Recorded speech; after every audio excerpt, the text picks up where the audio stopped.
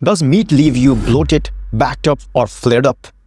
You may have been told meat is bad for your gut, but deep down, you're wondering if that's really the full story. Whether it's IBS, IBD, or GERD, today we are breaking down the real science of why meat can trigger gut issues. And more importantly, how you can still enjoy it without wrecking your gut. I am Bimal, founder of Guts Fair, and I have been in your shoes, confused, frustrated, and just wanting clear answers that actually work. After years of trial and error and plenty of research, I am sharing what I wish I had known way earlier. No fear tactics, no extremes, just practical, science-backed ways to make your meat work for your gut. Quick gut check before we dive in. Have you ever had a meal, say steak, bacon, or grilled chicken, and felt bloated, constipated, or like your IBS had went wild after?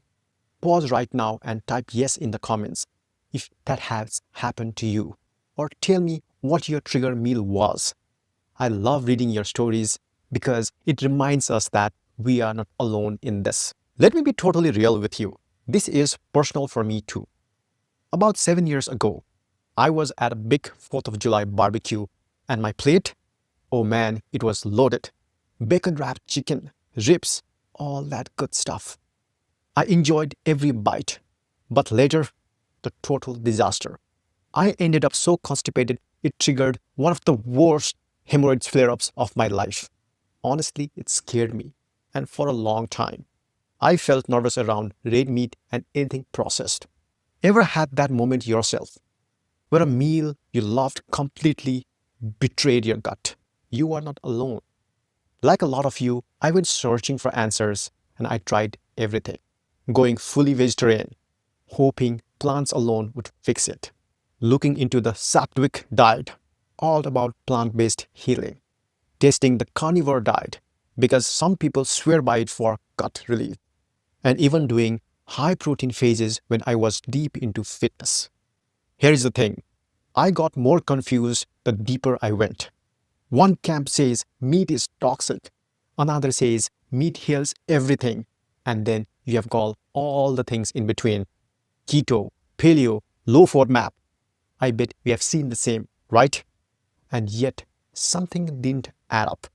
I knew meat was part of human diets for centuries and millennia, and where I am from Nepal, bone broth is still a go-to for healing during illness and improve immune system. And that got me thinking, maybe it's not about meat being good or bad. Maybe it's about how we eat it, the quality, the portion, the timing, and how it fits our unique gut. For me, I have found a balance. Meat isn't my daily staple anymore. It's a celebration food, something I enjoy with intention, and my gut is so much happier for it. That's why I made this video, to cut through all the noise, the fear, and the extremes, and give you real science-backed strategies that work. Whether you want to eat meat less, eat it smarter, or just figure out why it's been messing with your gut, you are going to live here with practical, doable tools. Because here's the truth.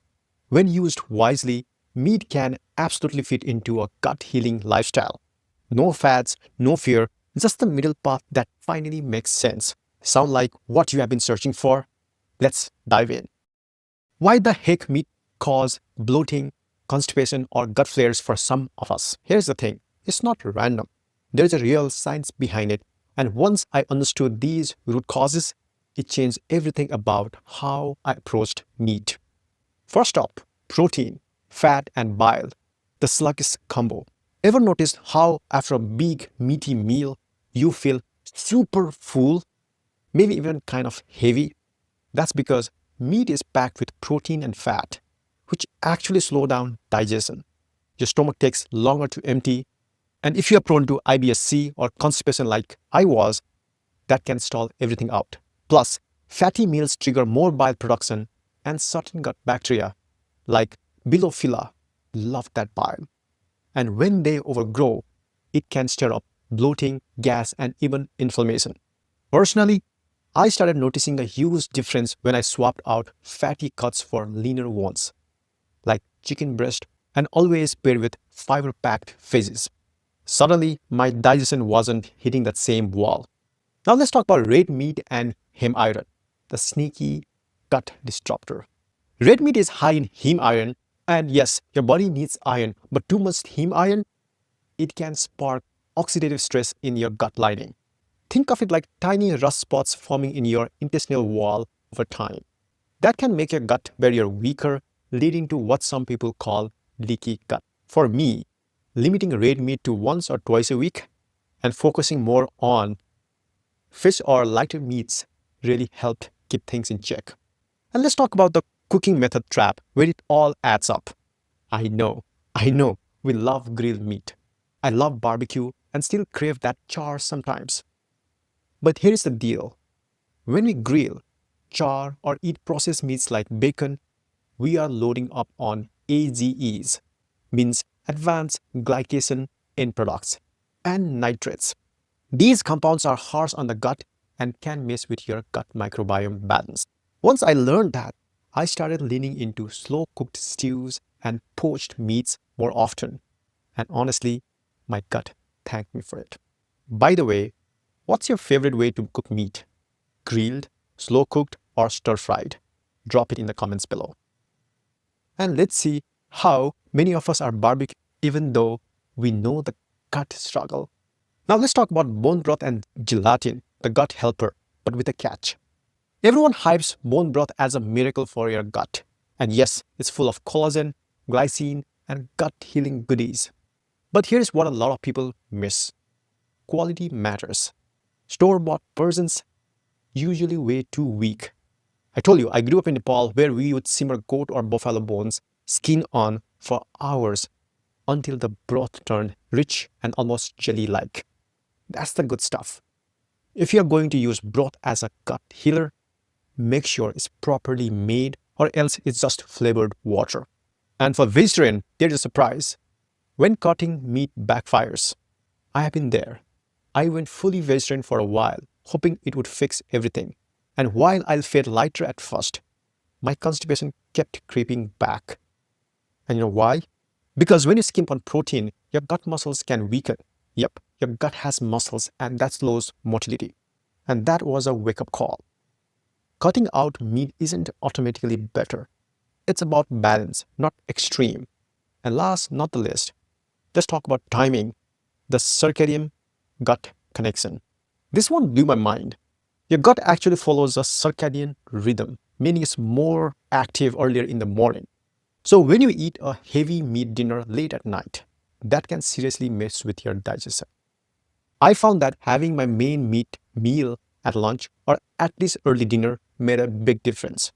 No more waking up feeling bloated or sluggish. So as you can see, it's not that meat is evil. It's a mix of what you eat, how you cook it, the portion, and even when you eat it. Once I pieced together, everything shifted. And that's exactly what we are diving into next. How to eat meat in a way that supports your gut, not sabotages it, so you can enjoy your food and feel good. Now that we have unpacked why meat can sometimes mess with your gut, let's get to the part that really matters. How to eat in a way that works for you. I call this MEAT framework, M-E-A-T framework. And no, it's not just a gimmick. It's a system that I have known and built through years of personal trial, cultural wisdom, and deep research. And trust me, when you get these pieces right, everything changes. Quick question before we dive in. Which part of the meat eating do you struggle with most? Portions, cooking method, or timing? Drop a comment or just think about it while we walk through the MEAT framework and see if your answer changes by the end of the video. So M equal to mindful portions, cuts and chewing. First off, portion size and how you eat it.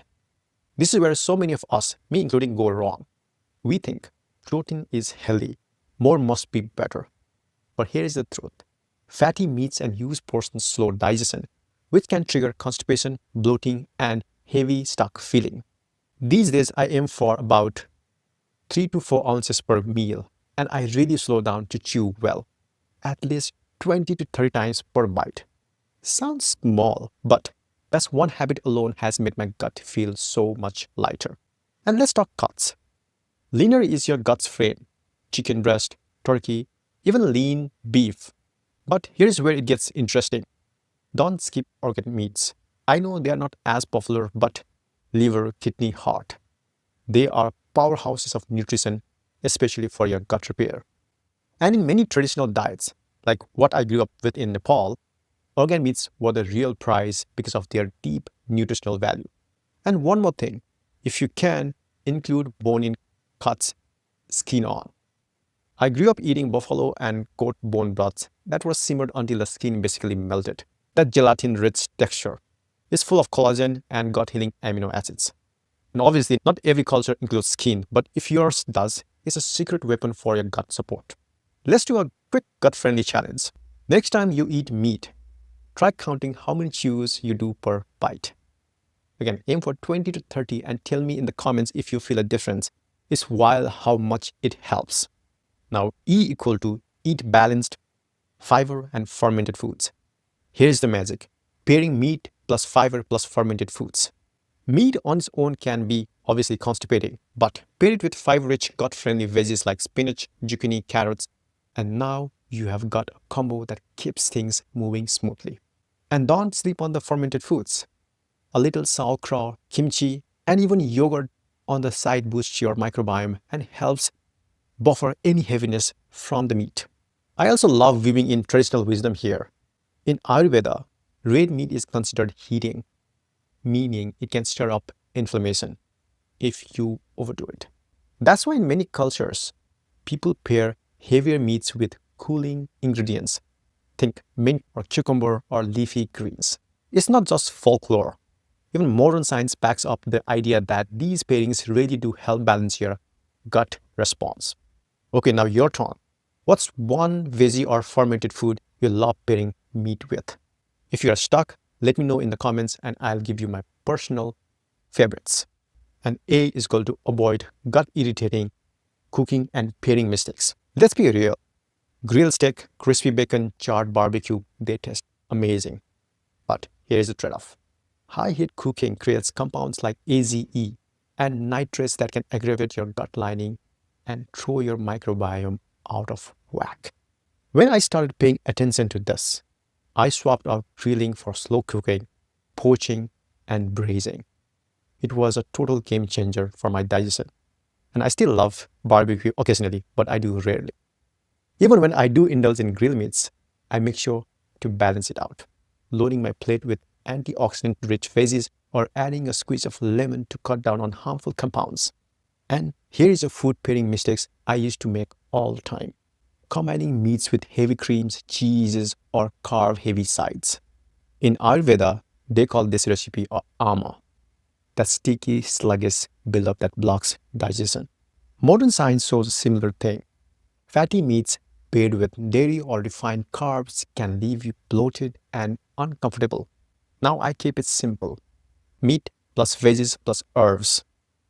Clean, light, and so much easier on the gut. And T equal to time and frequency. Eat like our ancestors did. This is the part no one really talks about, but it matters so much. Think about it. Our ancestors didn't eat meat every meal. Meat was precious, something they hunted or gathered, and often saved for special occasions or communal feasts. Many cultural and religious traditions still practice this today, like meatless days each week or fasting seasons. I started thinking of meat not as an everyday staple, but as a celebration food. For me, 2 or 3 meals per week feels like a sweet spot, enough to get the nutrients and enjoy it, but not so much that it weighs me down. And don't forget, time within your day. Your gut is way more active earlier in the day, which means it can handle heavier foods like meat much better at lunch or early dinner. I've learned the hard way to avoid big meat meals late at night. That's when bloating and discomfort always creep back in. So let's wrap up the framework. The MEAT method is all about balance. It's not anti-meat and it's not blindly pro-meat either. It's about listening to your body, understanding what works for you, and making choices that align both with modern science and traditional wisdom. And the coolest part, you don't have to guess. Using the GutSphere app, you can track how different meats, cooking methods, and meal timings actually affect your gut in real time. It's like building your own personalized gut playbook. No fads, no fear, simply just clarity. Next up, let's tackle some of the biggest myths you have probably heard about meat and gut health. Because wow, there is a lot of noise out there. Let's talk about myth number 1. Meat is inflammatory, you should avoid it completely. I totally get why this belief exists. There is plenty of research showing that red and processed meats, especially in high amounts, can stoke inflammation, particularly when they are grilled, charred, or packed with additives. But here's the full story. Not all meat is created equal. Lean, well-prepared cuts paired with fiber and veggies can be completely fine for many people. In fact, studies show that individual tolerance matters a lot. It's not meat is equal to bad, it's about what kind, how much, and how you cook it. For many, a thoughtful approach works beautifully without triggering gut flares. I'm super curious, do you agree with this myth? Have you heard it before? Drop agree or disagree in the comments and let's compare notes. And me too. The carnivore diet healed my gut. Meat is all I need. I hear this one a lot and honestly, I get it. I love seeing people find relief, and carnivore diet can be incredibly powerful, especially if you have been struggling with bloating, food sensitivities, or autoimmune flares. Cutting out all plant foods often removes a lot of gut irritants in one clean sweep, and that alone can bring huge symptom relief fast. But here is the thing, we have to zoom out. While carnivore can be effective elimination tool short term, the science is clear that long term, it tends to reduce gut microbiome diversity, and that diversity is absolutely crucial for keeping your gut resilient, adaptable, and balanced over time. Now, people often point to the Inuit in the Arctic or the Maasai of East Africa saying, look, these groups thrive on mostly meat, milk, and animal products. And that's true. They did have very meat-heavy diet. But what gets often overlooked is context. The Inuit and the Maasai lived incredibly active outdoor lives, had unique genetic adaptations, and were exposed to vastly different microbes in their environments. Their guts and their entire physiology were shaped by generations of that lifestyle. Most of us, we live in cities, sit a lot, had different gut microbiome, and don't have those same ancestral adaptations. So here's my take. If carnivore gives you relief, that's awesome. It can be a powerful short-term reset, but it's like a kind of a fire extinguisher. You want it when there is an emergency flare-up, but you don't want to live with it blasting all the time. For long-term gut health, we need a diverse, fiber-rich diet to keep our microbiome strong and balanced. So in short, carnivore may be part of the healing journey, but it's not the whole answer. It's not sustainable for most people's gut health in the long run. Agree or disagree? Have you tried carnivore or been tempted to? Type carnivore in the comments if you have ever experimented with it, even for a week. Let's see how common it is here. Myth number 3. Vegetarianism is the only true gut healing diet. Been there. I went full vegetarian myself at one point in time, thinking it would solve everything.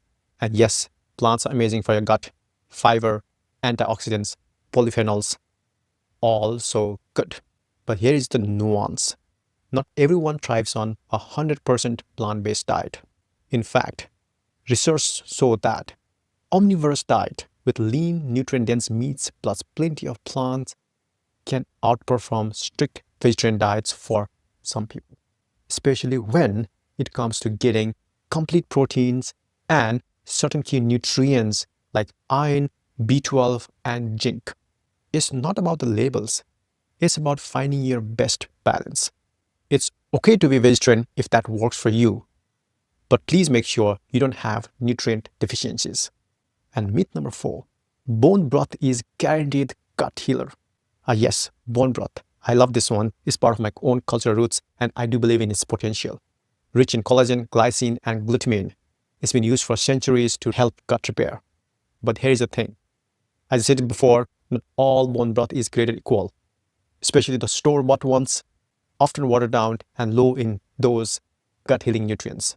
For real impact, it has to be high quality and slow cooked.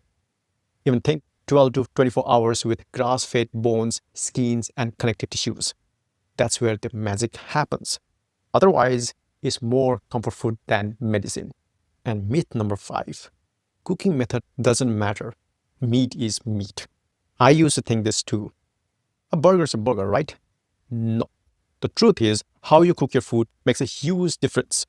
High heat grilling, frying, and charring produce harmful compounds like AGEs and nitrates that can irritate your gut lining and inflame your microbiome. And on the flip side, slow cooking, poaching, stewing, these methods are way gentler and much easier on your gut. So it's not just what you eat, it's how you prepare it that really counts as well. And myth number 6, protein is fine any time of the day. Totally understandable. We are used to thinking of protein as an all-day, anytime kind of food. But your gut bacteria actually run on a circadian clock, just like you. That means your body handles heavy foods, like meat, way better early in the day. Eating a big meat dinner at night, it's a recipe for bloating, discomfort, and poor sleep because your digestion naturally slows down at night. Once I shifted my main meat meals to the lunch or early dinner, the difference was huge. As you can see, the real truth is almost never black and white. Meat can absolutely be part of a gut healing journey if you approach it with thoughtfulness and balance. It's about quality, cooking method, timing, and most importantly, tuning into what your own gut is telling you. And remember, no matter what diet tribe you have been a part of before, it's always okay to adapt based on what works best for you right now. So here's the bottom line. Meat isn't your enemy, but it's not a magic fix either. It's a powerful food that can nourish, treat, or heal, all depending on how you use it. So today we unpacked why meat can slow digestion, cause bloating, or spark gut flares. Whether it's the fat and protein load, cooking method, or bad timing, but we also explore the flip side, how smart choices, lean cuts, balanced portions, mindful pairing, and good timing can turn meat into a supportive part of your gut health journey. And the biggest takeaway, there is no one-size-fits-all answer. Your gut is unique.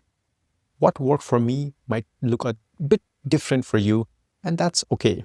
The key is awareness, trial and error, and small, consistent tweaks.